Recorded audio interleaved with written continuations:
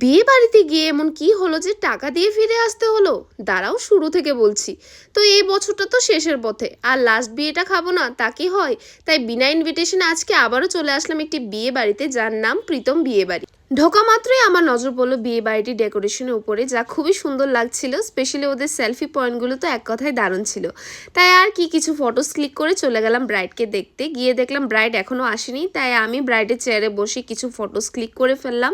তারপরে একজন আমাকে বললো যে নামো নামো, ব্রাইড এসে পড়লো। তো এই মিষ্টি ব্রাইডটিকে কংগ্রেচুলেশন জানিয়ে চলে গেলাম স্টার্টাস ট্রাই করতে, যেখানে ছিল পকোড়া আর কফি। চা শেষ করতে না করতে এসে পড়লো আমাদের জামাই বাবু। তারপরে চলে গেলাম আমি ডিনার করতে, যেখানে ছিল গরম গরম ভাত, ডাল, বেগুনি, মিক্সড ভেজ, মুড়ি ঘন্ট, পাবদা মাছ, কাতলা মাছ আর চিকেন। সবগুলো আইটেমস এক কথায় খুবই টেস্টি ছিল। স্পেশালি চিকেনটা তো আমার দারুণ লেগেছে। আর শেষ পাতে ছিল চাটনি আর ক্ষীরতুয়া।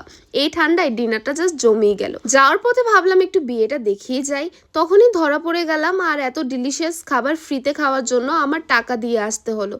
তা যাই হোক, আমার ওভারঅল এই বিয়ে বাড়িটা তো দারুণ লেগেছে। প্লাস এখানের ভেন্যু ডেকোরেশন থেকে শুরু করে খাবারের রেট নাকি অনেকটাই অ্যাফোর্ডেবল। সো তোমরা চাইলে তোমাদের স্পেশাল ডের জন্য এই বিয়ে বাড়িটিকে নিশ্চয়ই বুক করতে পারো, যার location Kalyani Dhaleshwar water supply road. বাকি স্ক্রিনে আমি একটি নাম্বার দিয়ে দিয়েছি, তোমরা চাইলে এখান থেকে কন্ট্যাক্ট করতে পারো। And for more details read the caption.